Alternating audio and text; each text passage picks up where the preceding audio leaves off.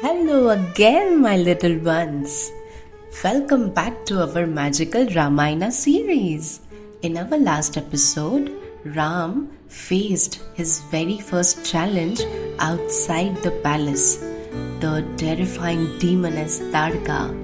With calm courage and divine strength, he stopped her and saved the peaceful yagna in the forest.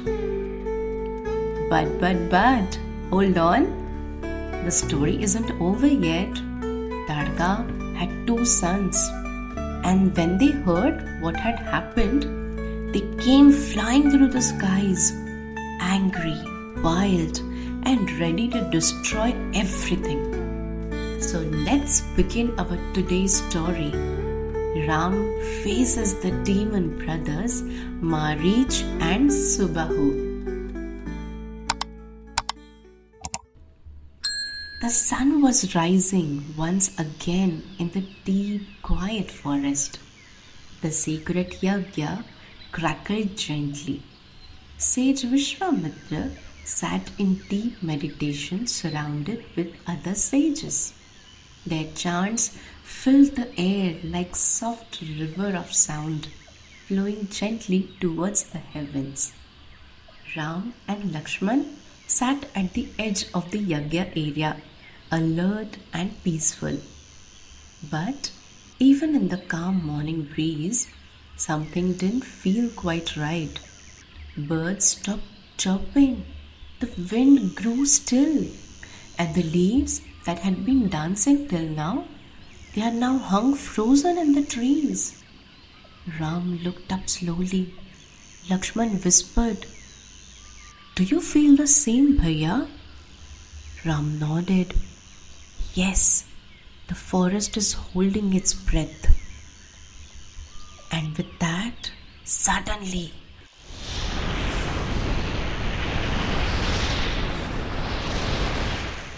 a strong gust of wind came swirling in, shaking the treetops. The sky turned dark, as if the storm had arrived without any warning.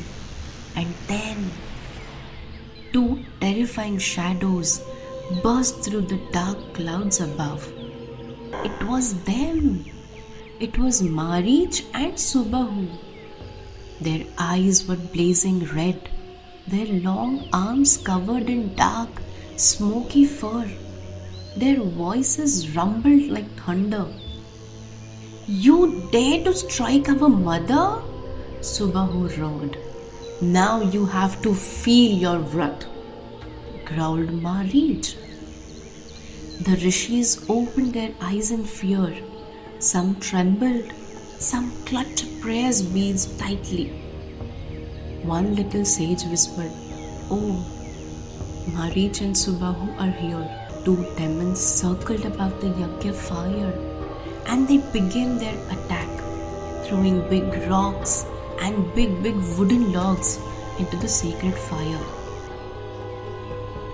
The yagna flames sizzled, smoke filled in the air, and all the sages began to panic.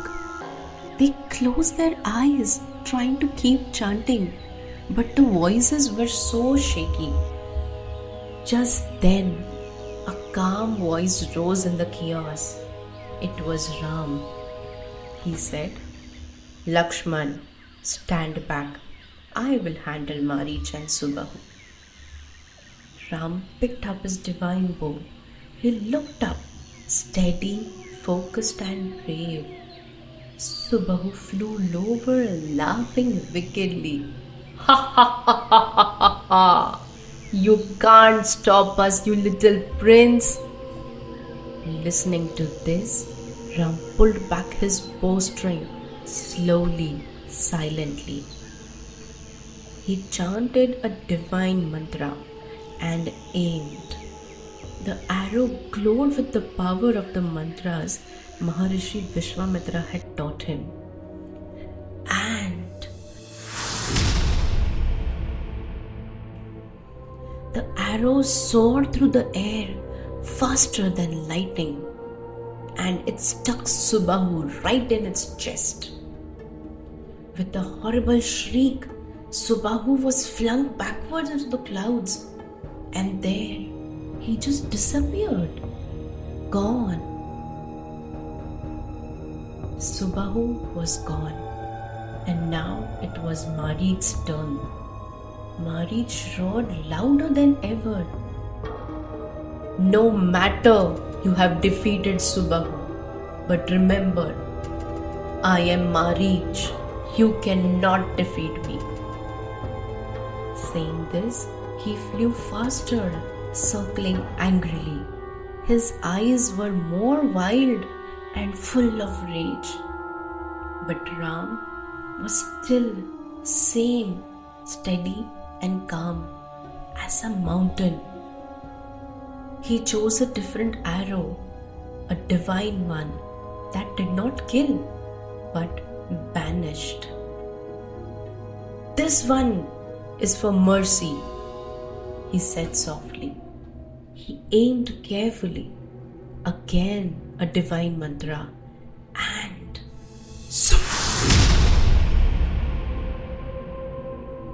the arrow struck Marich with a flash of a light.